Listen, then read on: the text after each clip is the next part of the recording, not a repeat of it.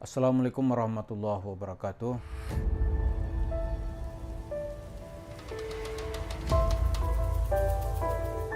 Para pemirsa, membicarakan Yusuf Mansur dengan membandingkan dengan filosofi hidup suatu masyarakat kadangkala lebih mudah untuk dipahami.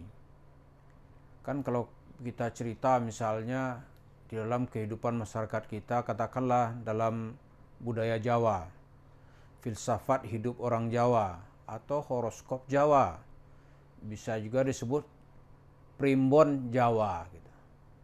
Seperti kita tahu, budaya Jawa itu kan budaya yang sangat tua gitu. Bahkan sebelum Islam datang, di Jawa itu sudah ada pandangan yang dijadikan sebagai katakanlah pedoman hidup.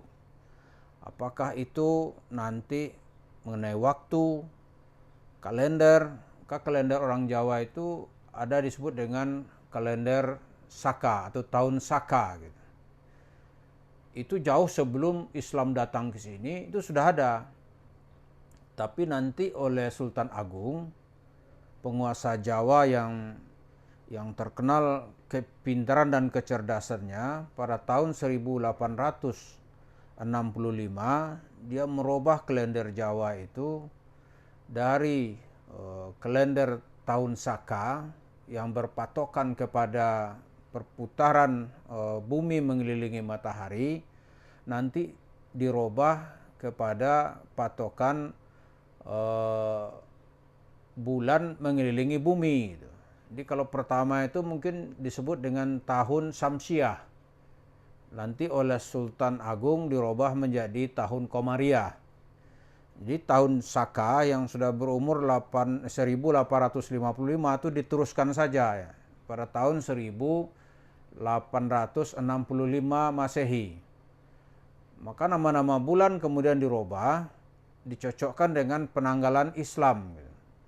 Kalau Islam mengenal satu Muharram, maka dalam penanggalan di Jawa dirubah menjadi satu Suro. Dan seterusnya. Tanggal bulan pun juga dirubah menjadi 12. Selain itu, di dalam kehidupan Jawa pun juga ada dikenal nanti mengenal watak. Maka kalau saudara misalnya ingin melamar putri orang Jawa, maka dikaji dalam kitab primbon. Maka dirumuskan dalam bentuk bebet, bibit, dan bobot. Ya kan? Ini orang ini cocok apa enggak gitu. Dikaji bibitnya. Ya kan? Kemudian bebetnya. Ini gimana ini? Asal usulnya dari mana gitu. Kemudian orang ini berbobot enggak. Maka kualitas seseorang nanti dicocokkan dengan misalnya seorang putri Jawa, putri dari Jawa, cocok enggak gitu. Diuji lagi nanti tahun kelahiran, tahun dan hari. Apa dia lahir nanti hari Senin Pon atau Senin Legi, itu akan merubah putaran nasib. Begitu juga nanti bentuk fisik. Ini di Jawa tuh dikaji semuanya. Kemudian benar nggak itu gitu. Kebenaran dalam kajian pandangan hidup suatu masyarakat, kebenarannya kebenaran berdasarkan pengalaman yang diwariskan turun-temurun. Jadi ini tidak mutlak benar, juga tidak mutlak salah gitu. Kalau yang mutlak benar kan kitab suci, Al-Quran misalnya. Hadis itu kita percaya dengan mutlak benar gitu. Tapi kalau pandangan hidup itu kan berdasarkan pengalaman yang diturunkan secara turun-temurun, lalu kemudian dibukukan. Nah, salah satu watak nanti kita hubungkan dengan Yusuf Mansur. Dalam kehidupan Jawa, ada watak manusia itu yang disimbolkan dengan watak dewa api. Apa itu watak dewa api? Dewa api itu katanya orangnya pendengki dan suka bertengkar. Jadi dia nggak tawaduk, dengkinya tinggi gitu. Yang kedua, tidak mau kalah. Udah bertubi-tubi dinasihati, antum salah, dia nggak mau kalah. Kalah di pengadilan nggak mau kalah, pokoknya maju terus. Selanjutnya banyak orang tersakiti hati karenanya. Ya kan? Banyak orang sakit hati karenanya. Kelakuannya orang banyak sakit hati gitu. Kemudian bila ia seorang pria, ya kan, kadang-kadang suka mencelakakan orang yang jadi teman atau sanak sedulurnya. Ya kan? Itu watak manusia yang dilihat gitu. Kemudian ada lagi disebutkan juga dalam buku ini. Ini buku ini berjudul Horoskop Jawa gitu. Saya sengaja untuk membuat konten ini baca-baca gitu. Pun ada lagi sisi seseorang itu disebut juga dengan wuku gambreng. Apa itu wuku gambreng? Itu orangnya banyak ilmu, banyak pula tutur cerita. Tapi kadang-kadang dia tidak tahu asal usulnya. Jadi cerita menghayar, berhalusinasi gitu. Kemudian dari segi rezeki orang ini bagaimana? Diceritakannya orang ini katanya gampang dia mendapatkan pekerjaan. Gampang. Apa aja isu yang dibuat sama dia bisa menjadi uang. Tapi tidak kekal. Mata pencariannya tidak ada yang kekal. Sebentar habis. Nah, begini-begini ini kemudian dirumuskan di dalam cerita Hana Caraka gitu. Ya kan, mungkin semua kita tahu apa yang di dalam huruf-huruf Jawa itu, setiap huruf itu mempunyai simbol dan mempunyai arti. Misalnya nanti dirumuskan dalam kitab yang sangat panjang apa yang disebut dengan Hana Caraka, Data Sawala, pada jayanya, Maga Bataga. Nah, itu ada panjang ceritanya.